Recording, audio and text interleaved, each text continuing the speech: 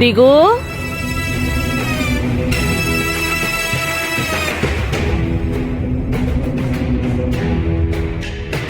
ನಿದ್ದೆಯಿಂದ ಎದ್ದ? ಸಕ್ಕು ನಮ್ಮ ಮನೆಗೆ ಕರ್ಕೊಂಡ್ ಬಂದು ನಾನ್ ನಿನ್ಗಿಷ್ಟ ಆಗದೆ ಇರೋ ಕೆಲಸ ಮಾಡ್ಬಿಟ್ಟೆ. ನಿನ್ ಕೋಪ ಕಡಿಮೆ ಆಯ್ತಾ ಇಲ್ಲ ಇನ್ನೂ ನನ್ ಮೇಲೆ ಕೋಪ ಮಾಡ್ಕೊಂಡಿದ್ಯಾ? ವಿಷಯ ಏನಂದ್ರೆ ವಸೂಲಿಗೆ ನೀನ್ ಹೋಗ್ತೀಯಾ ಇಲ್ಲ ನಾನ್ ಹೋಗ್ಲಾ? ನಾನಿಷ್ಟೇ ದುಃಖದಲ್ಲಿದ್ರು ಬೇಸರದಲ್ಲಿದ್ರು ನಾನ್ ಕೆಲ್ಸ ಮಾಡ್ಲೇಬೇಕಲ್ಲ, ವ್ಯಾಪಾರ ನೋಡ್ಕೋಬೇಕಲ್ವಾ? ಆದ್ರೂ ನಾನ್ ಹೇಳಿದ್ರೆ ನೀನ್ ಕೇಳ್ತೀಯಾ? ಆ ಧರ್ಮ ತಗೊಂಡಿರೋ ಸಾಲಕ್ಕೆ ಬಡ್ಡಿ ಜಾಸ್ತಿ ಆಗ್ತಿದೆ. ನಾವು ಅವನ್ಗೆ ಸರಿಯಾಗಿ ಪಾಠ ಕಲ್ಸಿದ್ರೆ ಉಳಿದವರೆಲ್ಲರೂ ಹೆದರ್ಕೊಂಡು ದಾರಿಗೆ ಬರ್ತಾರೆ. ನಾನೇ ಹೋಗ್ತೀನಿ. ನೀನ್ ಹೀಗೆ ಕೂತ್ಕೊಂಡು ಯೋಚನೆ ಮಾಡು. ನಿನ್ನ ಮೇಲೆ ನಿನಗೆ ಕೋಪ ಬಂದಿರೋ ಹಾಗಿದೆ. ನಿನ್ನಿಷ್ಟ. ಅಮ್ಮ ನಿಂತ್ಕೋ. ಯಾಕೆ ಹೀಗೆ ಮಾತಾಡ್ತಿದ್ಯಾ? ನಾನು ಜವಾಬ್ದಾರಿಗಳನ್ನ ಮರೆಯಲ್ಲ. ಒಂದ್ ವೇಳೆ ನನ್ನ ಮನಸ್ಸು ಚೆನ್ನಾಗಿಲ್ಲ ಅಂದ್ರೆ ಆ ಪ್ರಭಾವ ಖಂಡಿತ ವ್ಯಾಪಾರದ ಮೇಲೆ ಬೀಳೋದಕ್ಕೆ ನಾನು ಬಿಡಲ್ಲ. ನನಗೆ ಸ್ಫೂರ್ತಿ ನೀನೇ ಅಲ್ವೇನಮ್ಮ. ವಸೂಲಿ ವಿಷಯನ ನಾನು ನೋಡ್ಕೋತೀನಿ. ನಾನು ಹೋಗ್ತೀನಿ, ನನ್ನ ನಂಬು. ಧರ್ಮ ಅವ್ರ ಊರಿಗೆ ನಾನೇ ಹೋಗ್ತೀನಿ.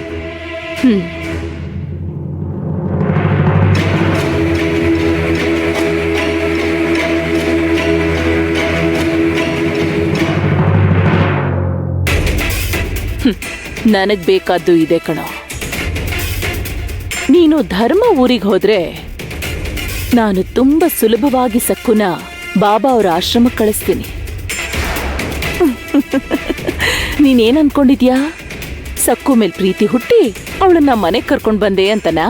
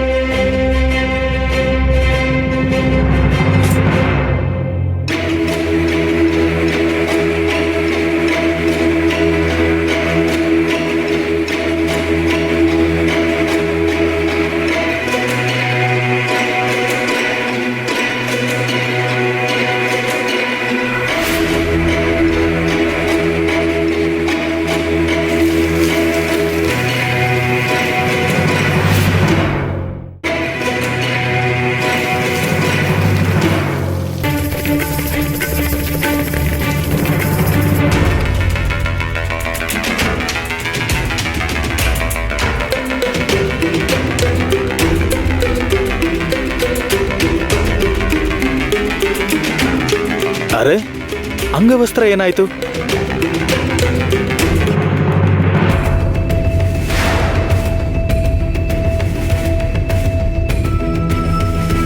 ಸಕು, ಆ ಅಂಗವಸ್ತ್ರ ಕೊಡು. ಸಕು, ಆ ಅಂಗವಸ್ತ್ರನ ಕೊಡಿಲ್ಲಿ.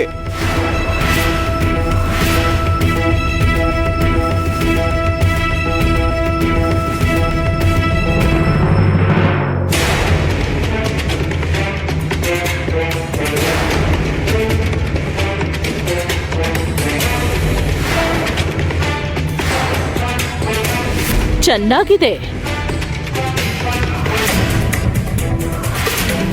ಅಮ್ಮ, ಅದು ನಾನು ಅವಳ ಮೇಲ್ ಕೋಪ ಇರೋ ಹಾಗೆ ಹೊರಗೆ ಚೆನ್ನಾಗಿ ನಾಟಕ ಆಡ್ತಿದ್ಯಾ. ಆದ್ರೆ ನಿಜ ಏನು? ಹೆಂಡತಿ ಜೊತೆ ಪ್ರೀತಿಯಿಂದ ಆಪ್ಯಾಯತೆಯಿಂದ ಮಾತಾಡ್ತಿದ್ಯಾ. ಸಂತೋಷ, ತುಂಬಾ ಸಂತೋಷ ದಿಗು. ಅಂಥದ್ದೇನೂ ಇಲ್ಲಮ್ಮ. ನಾನು ಸ್ನಾನ ಮಾಡಿ. ಏನ್ ತೊದಲ್ತಾ ಇದ್ಯಾ? ನೀನಿಷ್ಟು ಬೇಜವಾಬ್ದಾರಿತನದಿಂದ ಇರ್ತೀಯ ಅಂತ ನಾನು ಅನ್ಕೊಂಡೇ ಇರ್ಲಿಲ್ಲ. ನಿಮ್ಮ ಆಟನ ಹೀಗೆ ಮುಂದುವರಿಸಬೇಕು ಅನ್ಕೊಂಡಿದ್ರೆ ಹಾಗೆ ಮಾಡ್ಕೊಳ್ಳಿ. ಧರ್ಮ ಅವ್ರ ಊರಿಗೆ ನಾನೇ ಹೋಗ್ತೀನಿ. ನೀನು ಹರಟೆ ಹೊಡ್ಕೊಂಡಿರಿ. ಅಮ್ಮ ಬೇಡ, ನೀನ್ ಹೋಗ್ಬೇಡ. ನಾನು ಹೋಗ್ತೀನಿ, ಈಗಲೇ ಹೊರಡ್ತೀನಿ.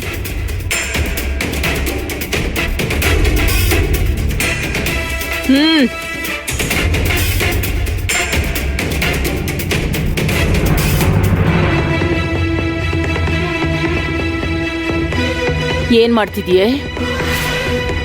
ಏನೂ ಗೊತ್ತಿಲ್ದೇ ಇರೋ ಅಮಾಯಕಿ ಹಾಗೆ ತಲೆ ತೆಗೆಸ್ಕೊಂಡು ನಿಂತಿದೀಯಾ? ನಿಂದು ನಾಚಿಕೆ ಇಲ್ಲದ ಜನ್ಮ ಕಣೆ. ಅತ್ತೆ ಹಿತ್ಲಲ್ಲಿ ಕೂರ್ಸಿದಾಳೆ.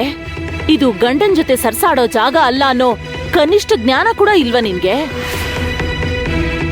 ದಿಗು ಹತ್ರ ವಯ್ಯಾರ ಚೆನ್ನಾಗೇ ಮಾಡ್ತಿದೀಯ, ಆದ್ರೆ ಯಾವ ಪ್ರಯೋಜನನೂ ಇಲ್ಲ. ನೀನು ಎಷ್ಟೇ ವಿಧವಾಗಿ ಪ್ರಯತ್ನ ಪಟ್ರು ನೀನಿವತ್ತು ಬಾಬಾ ಅವ್ರ ಆಶ್ರಮಕ್ಕೆ ಹೋಗ್ಲೇಬೇಕು. ಇದು ನಡೆದೇ ತೀರುತ್ತೆ. ದಿಗುಗೆ ಇದ್ರ ಬಗ್ಗೆ ಹೇಳಿ ಆಶ್ರಮಕ್ಕೆ ಹೋಗದೆ ತಪ್ಪಿಸ್ಕೋಬೇಕು ಅಂತ ಅನ್ಕೊಂಡ್ರೆ ನಿಮ್ಮಪ್ಪ ಅಮ್ಮನ್ನ, ಅದೇ ಶಿವಪ್ಪನ್ನ ಉಮಾನ ಸಿಪಾಯಿಗಳು ಬಂದು ದರ ದರ ಎಳ್ಕೊಂಡ್ ಹೋಗ್ತಾರೆ. ಬೇಡ, ನೀವ್ ಹಾಗ್ ಮಾಡ್ಬೇಡಿ ಅತ್ತೆ. ನನಗ್ ಶಿಕ್ಷೆ ಕೊಡಿ, ಅವ್ರನ್ನೇನು ಮಾಡ್ಬೇಡಿ. ನೀವೇನ್ ಹೇಳಿದ್ರು ಅದನ್ ಮಾಡ್ತೀನಿ, ಆದ್ರೆ ನನ್ನ ಆಶ್ರಮಕ್ ಮಾತ್ರ ಕಳಿಸ್ಬೇಡಿ. ಏಯ್ ದಡ್ಡಿ, ನಿನ್ನ ಅರ್ಧ ದಾರಿಯಿಂದ ಹಿಂದಕ್ ಕರ್ಕೊಂಡ್ ಬಂದಿದ್ದು ಅದಕ್ಕೆ ಅಲ್ವೇನೆ? ನೀನು ಬಾಯಿ ಮುಚ್ಕೊಂಡು ಬಿಂದಿಗೆ ತಗೊಂಡು ದಿಗು ಆಚೆ ಹೋದ ಮರುಕ್ಷಣನೇ ನದಿಗ್ ಹೋಗ್ಬೇಕು. ಅಷ್ಟಕ್ಕೆ ನಿನ್ನ ಅಧ್ಯಾಯ ಮುಗಿದು ಹೋಗುತ್ತೆ.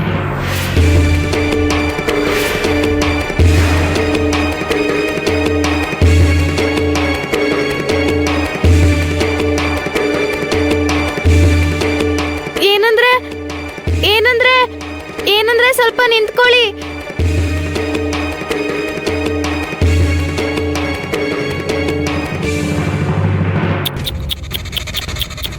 ಅಯ್ಯಯ್ಯೋ, ಮನೆ ಒಳಗಡೆ ಕಾಲಿಡೋ ಅದೃಷ್ಟ ನಿಮಗ್ ಸಿಕ್ತಿಲ್ಲ.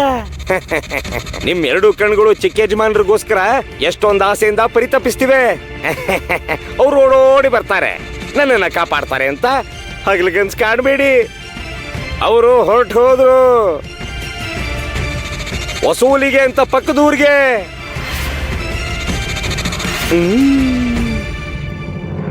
ಅಯ್ಯಯ್ಯೋ, ಕೊನೆ ಸಲ ಗಂಡನ್ನ ಭೇಟಿ ಮಾಡಬೇಕು ಅಂತ ಯಾವ ಹೆಂಡತಿಗಾದ್ರೂ ಅನ್ಸೋದ್ ಸಹಜನೇ ಅಲ್ವಾ? ಆದ್ರೆ ನಿಮ್ಮ ಜಾತಕದಲ್ಲಿ ಕೊನೆಯದಾಗಿ ಗಂಡನ ದರ್ಶನ ಮಾಡೋ ಭಾಗ್ಯ ಇಲ್ಲ ಪಾಪ. ಚಿಕ್ಕ ಯಜಮಾನ್ರು ಇವಾಗ ಎಲ್ಗ್ ಹೋದ್ರು ಗೊತ್ತಾ? ಧರ್ಮ ಅನ್ನೋ ಊರ್ಗ್ ಹೋದ್ರು.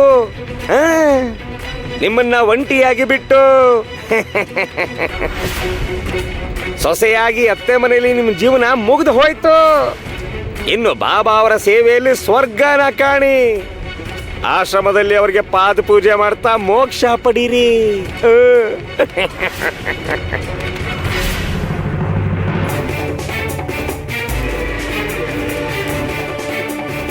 ಏನೇ ಇನ್ನು ಇಲ್ಲೇ ಇದೆಯಾ?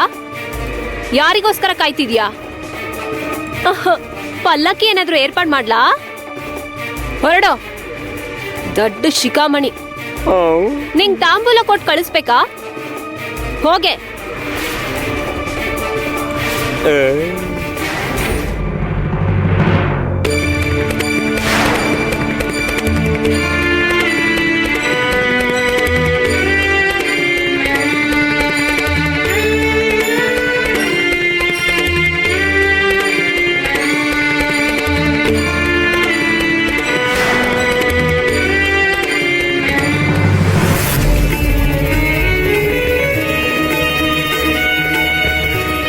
ಹೊಟ್ಟೆ ತುಂಬ ಊಟ ಮಾಡ.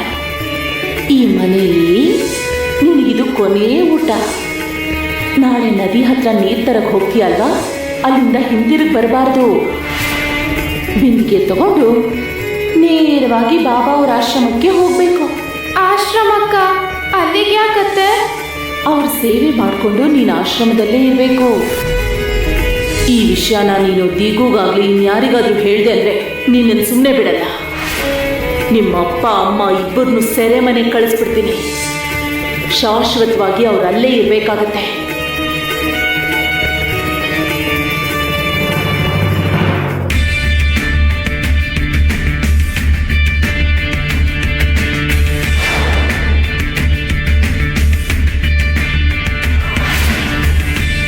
ಮಾಣಿಕ್ಯ, ನೀನು ಇಲ್ಲಿ? ನಾನ್ ನಿಮ್ ಜೊತೆ ಸ್ವಲ್ಪ ಮಾತಾಡ್ಬೇಕು. ಹೇಳು. ನಮ್ಮ ಅಪ್ಪ ಸುಬೇದಾರ್. ಅವರು ಮಾತು ಕೊಟ್ರೆ ಉಳಿಸ್ಕೊಳ್ಳೋ ಅಂತಹ ವ್ಯಕ್ತಿ. ಯಾರಿಗಾದ್ರೂ ಮಾತು ಕೊಟ್ರೆ ಅವ್ರಿಗೆ ಮೋಸ ಮಾಡಬೇಕು ಅಂತ ಯೋಚನೆನೇ ಮಾಡಲ್ಲ. ಅವ್ರ ದೊಡ್ಡತನನ ನೀವು ಗುರುತಿಸ್ಲೇ ಇಲ್ಲ. ನೀನ್ ಯಾಕೆ ಹೀಗೆ ಮಾತಾಡ್ತಿದ್ಯಾ? ಅಷ್ಟಕ್ಕೂ ನೀನು ನನ್ಗೇನ್ ಹೇಳ್ಬೇಕು ಅನ್ಕೊಂಡಿದ್ಯಾ? ಏನೋ ಅಂದ್ರೆ ನಿಮಗೆ ಬಾವಿ ಮಾವನವರು. ಅದೇ ನಮ್ಮಪ್ಪ ನನಗೆ ಮಾತು ಕೊಟ್ಟಿದ್ದಾರೆ ನಮ್ಮ ಮದುವೆ ಮಾಡಿಸ್ತೀನಿ ಅಂತ. ಅಂದ್ರೆ ಭವಿಷ್ಯದಲ್ಲಿ ನಾವಿಬ್ರು ಗಂಡ ಹೆಂಡತಿ ಆಗ್ತೀವಿ. ದಸರಾ ಹಬ್ಬದ ದಿನ ಅವ್ರು ನಮ್ಮ ಮನೆಗೆ ಬಂದು ಹೋದ್ಮೇಲೆ ಕೂಡ ನಿನ್ಗೆ ಹೇಗೆ ಮಾತು ಕೊಟ್ರು? ನನಗೆ ಸಕ್ಕು ಜೊತೆ ಮದುವೆ ಆಗಿದೆ, ಅರ್ಥ ಮಾಡ್ಕೊಳ್ಳೋದಕ್ಕೆ ಪ್ರಯತ್ನ ಪಡು. ಏನೋ ಅಂದ್ರೆ ಹೇಳೋದನ್ನ ಕೇಳಿ, ಅನಾವಶ್ಯಕವಾಗಿ ಗಾಬರಿ ಆಗ್ಬೇಡಿ. ನಮಗ್ ಅಡ್ಡ ಆಗಿರೋ ಸಕ್ಕುನ ಹೇಗ್ ದೂರ ಮಾಡ್ಬೇಕು ಅಂತ ನಮ್ಮಪ್ಪ ನೋಡ್ಕೋತಾರೆ. ಮೊದ್ಲು ನೀನ್ ನನ್ನನ್ನ ಏನಂದ್ರೆ ಅಂತ ಕರೆಯೋದು ನಿಲ್ಸು. ಖಂಡಿತ ಆಗಲ್ಲ. ನೀವೇ ನನ್ ಗಂಡ ಅಂತ ನಿರ್ಧಾರ ಮಾಡಿದ್ದೀನಿ. ನಾನ್ ಒಂದ್ಸಲ ನಿರ್ಧಾರ ಮಾಡಿದ್ರೆ ಅದಾಗ್ಬೇಕು, ಖಂಡಿತ ಆಗ್ಲೇಬೇಕು. ನಾನ್ ಹೇಳೋದನ್ ಕೂಡ ಕೇಳು, ಗಮನ ಕೊಟ್ಟು ಕೇಳಿಸ್ಕೊ. ನಮ್ ಮದ್ವೆ ನಡೆಯೋದ್ ಕೂಡ ಅಸಾಧ್ಯ. ಸಕ್ಕು ಬದುಕಿದಾಳೆ ಅಂತ ತಾನೇ ಹೀಗೆ ಹೇಳ್ತಿದ್ದೀರಾ? ಸಕ್ಕು, ನೀನು ಬಟ್ಟೆಗಳನ್ನ ಜೋಡಿಸ್ಕೊಂಡು ಸಿದ್ಧವಾಗಿರು. ನಾಳೆ ನಿನ್ನ ತವ್ರ ಮನೆ ಕರ್ಕೊಂಡು ಹೋಗ್ತೀನಿ.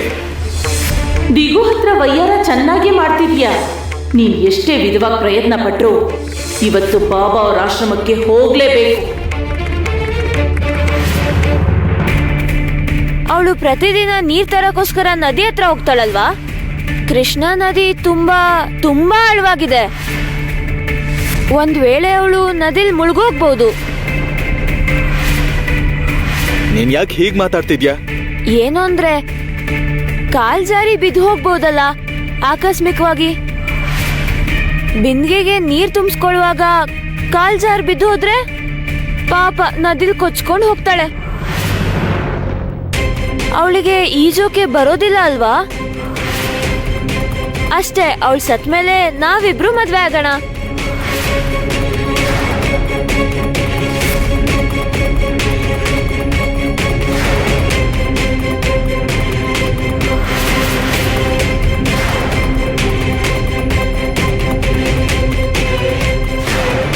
ಈಗ ಮಾಣಿಕ್ಯ ಕೃಷ್ಣಾ ನದಿಗೆ ಹೋಗಿರ್ತಾಳ?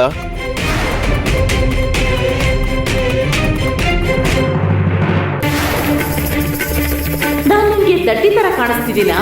ನೀವ್ ಹಾಕಿರೋ ಒಡವೆಗಳು ನಕಲಿ. ನೀವೆಲ್ಲರೂ ಪೂರ್ತಿ ಸುಳ್ಳು ಹೇಳಿದ್ದೀರಾ. ನೀವು ಸುಳ್ಳುಗಾರರು. ಚಿನ್ನದ ಒಡವೆಗಳನ್ನ ಮಾರಿ ಆ ದುಡ್ಡನ್ನ ಬಳಸ್ಕೊಂಡಿದ್ದೀರಾ. ಏನು ಗೊತ್ತಿಲ್ಲ ಹಾಗೆ ಮಗಳಿಗೆ ಇದನ್ನ ಹಾಕಿ ಕಳ್ಸಿದ್ದೀರಾ. ತುಂಬಾ ದೊಡ್ಡ ತಪ್ಪು ಮಾಡಿದ್ದೀರಾ, ತುಂಬಾ ದೊಡ್ಡ ತಪ್ಪು. ಇವ್ರಿಗೆ ಸರಿಯಾದ ಪಾಠ ಕಲಿಸ್ಬೇಕು. ಜೀವನದಲ್ಲಿ ಇನ್ಯಾರಿಗೂ ಮೋಸ ಮಾಡದೇ ಇರ್ತಾರೆ. ಸಕ್ಕು ನಿಮ್ಮ ಕಣ್ಣೆದ್ರಲ್ಲೇ ಈ ಊರಲ್ಲಿ ಡಂಗೂರ ಸಾರಬೇಕು. ನಾಳೆ ನದಿ ಹತ್ರ ನೀರ್ ತರೋಕೆ ಅಂತ ಹೋಗ್ತೀಯ ಅಲ್ವಾ? ಅಲ್ಲಿಂದ ಹಿಂದಿರುಗಿ ಬರಬಾರ್ದು. ಬಿಂದಿಗೆ ತಗೊಂಡು ನೇರವಾಗಿ ಬಾಬಾ ಅವ್ರ ಆಶ್ರಮಕ್ಕೆ ಹೋಗ್ಬೇಕು. ಅಲ್ಲಿಗೆ ಯಾಕತ್ತೆ? ನೀನು ಬಾಬಾ ಅವರ ದಾಸಿ. ಅವ್ರ ಸೇವೆ ಮಾಡಿಕೊಂಡು ನೀನು ಆಶ್ರಮದಲ್ಲೇ ಇರಬೇಕು. ಪಾಂಡುರಂಗ, ಈಗ ನನ್ನ ಕರ್ತವ್ಯ ಏನು? ಆಶ್ರಮಕ್ಕೆ ಹೋಗೋಕ್ ನನಗೆ ಇಷ್ಟ ಇಲ್ಲ. ನಾನು ಬದುಕಿರೋವರೆಗೂ ಅಲ್ಲಿಗೆ ಹೋಗಲ್ಲ.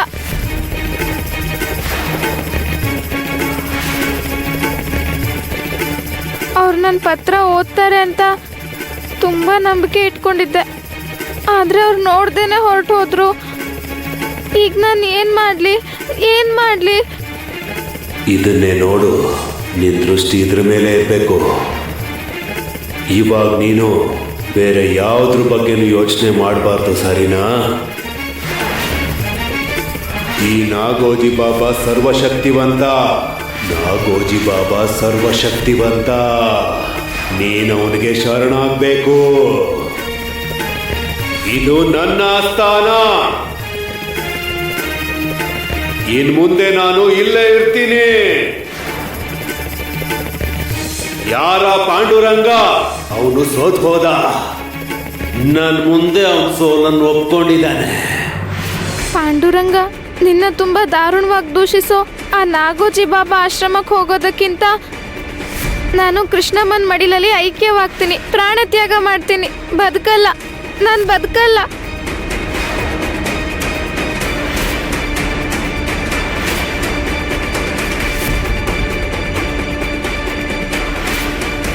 ಬಿಂದಿಗೆ ತಗೊಂಡು ನೇರವಾಗಿ ಬಾಬಾ ಅವ್ರ ಆಶ್ರಮಕ್ಕೆ ಹೋಗ್ಬೇಕು. ಬಾಬಾ ಅವ್ರ ಆಶ್ರಮಕ್ಕ? ಅಲ್ಲಿಗೆ ಯಾಕೆ?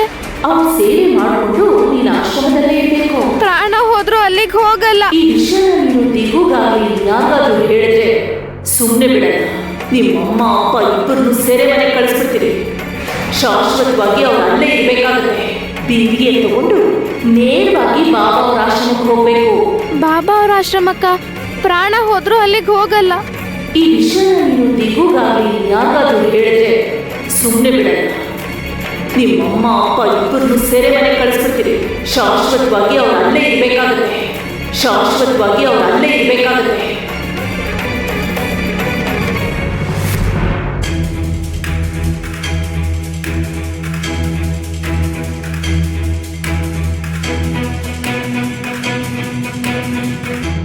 ಅವಳು ಪ್ರತಿದಿನ ನೀರ್ ತರಕ್ಕೋಸ್ಕರ ನದಿ ಹತ್ರ ಹೋಗ್ತಾಳಲ್ವಾ? ಕೃಷ್ಣಾ ನದಿ ತುಂಬಾ ತುಂಬಾ ಆಳವಾಗಿದೆ. ಕಾಲ್ ಜಾರಿ ಬಿದ್ದು ಹೋಗ್ಬೋದಲ್ಲ ಆಕಸ್ಮಿಕವಾಗಿ. ಅಷ್ಟೇ, ಅವಳು ಸತ್ ಹೋದ್ಮೇಲೆ ನಾವಿಬ್ರು ಮದ್ವೆ ಆಗೋಣ. ನಾನು ಕೃಷ್ಣಾ ನದಿಗೆ ಹೋಗ್ಲಾ? ನದಿ ಹತ್ರಕ್ಕೆ ಹೋಗೋದಾ ಬೇಡವಾ? ಈಗ ನಾನು ಏನ್ ಮಾಡ್ಲಿ? ಅಲ್ಲಿಗೆ ಹೋಗ್ಬೇಕಾ ಹೋಗ್ಬಾರ್ದಾ? ನನ್ಗೇನ್ ಮಾಡ್ಬೇಕು ಅಂತಾನೆ ತೋಚ್ತಿಲ್ಲ. ಛೇ, ಸಕ್ಕು ಯಾಕೆ ಕಾಲ್ಜಾರ್ ಬಿದ್ದು ಹೋಗ್ತಾಳೆ? ಆದ್ರೆ ಒಂದ್ ವೇಳೆ ಮಾಣಿಕ್ಯ ಅಲ್ಲಿಗೆ ಹೋದ್ರೆ ಅವಳಿಂದ ಸಕ್ಕುಗೆ ಪ್ರಾಣಾಪಾಯ ಇರತ್ತೆ. ಮಾಣಿಕ್ಯ ಏನ್ ಮಾಡೋದಕ್ಕೂ ಹಿಂಜರಿಯೋಳಲ್ಲ. ಸಕ್ಕು ಸುರಕ್ಷಿತವಾಗಿ ಇರ್ತಾಳಲ್ವಾ?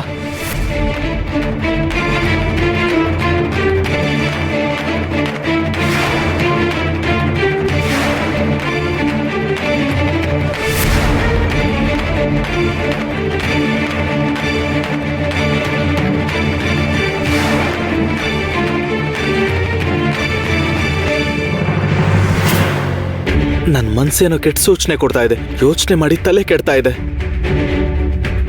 ಅಮ್ಮ ನನ್ನನ್ನ ಉಸಿಲಿಗೆ ಹೋಗೋದಕ್ಕೆ ಹೇಳಿದಾಳೆ. ಅದಕ್ಕಿಂತ ನನ್ನ ಕರ್ತವ್ಯ ಮುಖ್ಯ.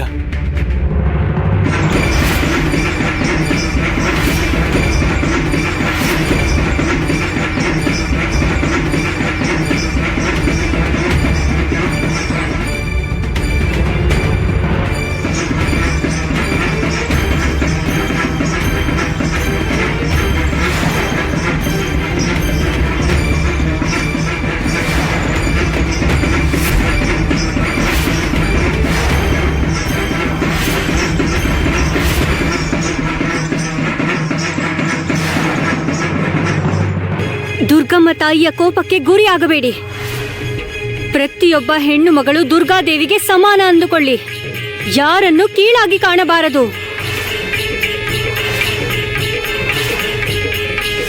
ನಾನು ಯಾರನ್ನು ಕೀಳಾಗಿ ನೋಡಿಲ್ಲ. ನಾನು ಎಲ್ರನ್ನೂ ಗೌರವಿಸ್ತೀನಿ.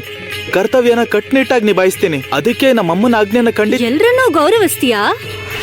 ಕರ್ತವ್ಯನ ಕಟ್ಟುನಿಟ್ಟಾಗಿ ನಿಭಾಯಿಸ್ತೀಯಾ? ಒಂದು ಬಾರಿ ನಿನ್ನ ಆತ್ಮಸಾಕ್ಷಿನ ಪ್ರಶ್ನೆ ಮಾಡ್ಕೋ.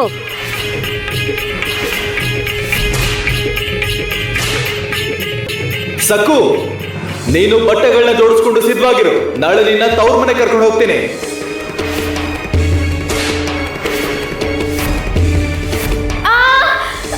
ಅತ್ತೆ ಮನೆಗೋಸ್ಕರ ಹಂಬಲಿಸ್ತಿದ್ಯಾ ಅಲ್ವಾ? ಇನ್ ಮುಂದೆ ನಿನ್ಗೇನೇ ಕಷ್ಟ ಬಂದ್ರು ನನ್ನ ಹತ್ರ ಬಂದು ಹೇಳ್ಬೇಡ.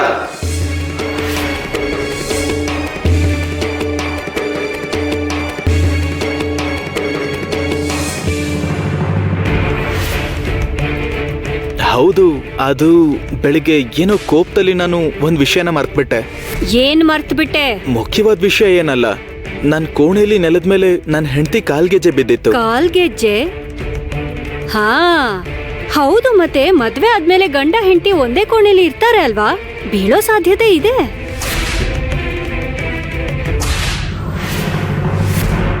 ಅಂದ್ರೆ ನಾವಿಬ್ರು ಒಂದೇ ಕೋಣೆಯಲ್ಲಿ ಇರಲ್ಲ. ಅವಳು ತುಂಬಾ ಚಿಕ್ಕ ಹುಡುಗಿ. ನಿನ್ನ ಹೆಂಡತಿ ನಿನ್ನ ಜೊತೆ ನಿನ್ ಕೋಣೆಲಿ ಇರಲ್ಲ. ಆದ್ರೂ ಅವಳ ಕಾಲ್ಗೆಜ್ಜೆ ನಿನ್ ಕೋಣೆಲ್ ಬಿದ್ದಿತ್ತು. ಹಾ, ಅದಷ್ಟಕ್ಕದೇ ನಡ್ಕೊಂಡು ನಿನ್ ಕೋಣೆಗ್ ಬಂತೇನೋ ಅಲ್ವಾ? ಅದೇ ಗೆಜ್ಜೆ ನಡ್ಕೊಂಡ್ ಬರುತ್ತೆ ಹೇಳಿ? ಅದನ್ನೇ ನಿನಗೆ ಯೋಚನೆ ಮಾಡು ಅಂತ ಹೇಳ್ತಿರೋದು. ಏನೋ ಕಾರಣ ಇದ್ದೇ ಇರುತ್ತೆ. ಅದಕ್ಕೆ ನಿನ್ನ ಕೋಣೆಗೆ ನಿನ್ ಹೆಂಡತಿ ಗೆಜ್ಜೆ ಎಸ್ತಿರ್ತಾಳೆ. ಆಗ್ಲಿಂದ ನೀನು ತೀವ್ರವಾಗಿ ಯೋಚನೆ ಮಾಡ್ತಿದ್ಯಾ, ಹೋಗ್ಬೇಕಾ ಬೇಡ್ವಾ, ಹೋಗ್ಬೇಕಾ ಬೇಡ್ವಾ ಅಂತ. ನಿನ್ ಬಗ್ಗೆ ನಿನ್ ಹೆಂಡತಿ ಏನ್ ಅನ್ಕೊಂಡಿರ್ತಾಳೆ? ನನ್ ಗಂಡ ನನ್ನ ಜಾಗೃತಿಯಾಗಿ ನೋಡ್ಕೋತಾನೆ ಅನ್ಕೊಂಡಿರ್ತಾಳಲ್ವಾ? ಕಾಲ್ ಗೆಜ್ಜೆ ತನ್ ಕೋಣೆಲ್ ಯಾಕಿದೆ ಅಂತ ಯೋಚನೆ ಮಾಡ್ತಾನೆ ಅನ್ಕೊಂಡಿರಲ್ವಾ?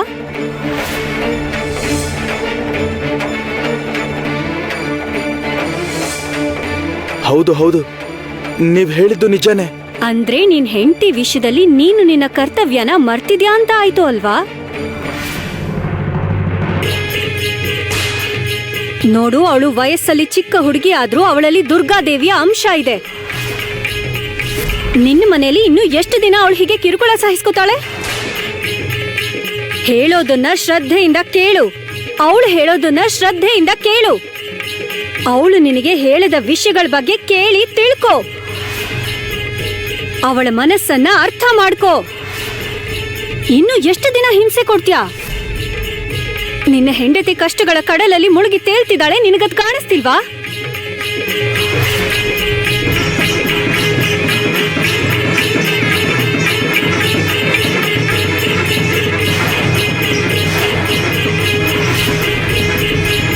ಹೌದು ನಿಜಾನೇ.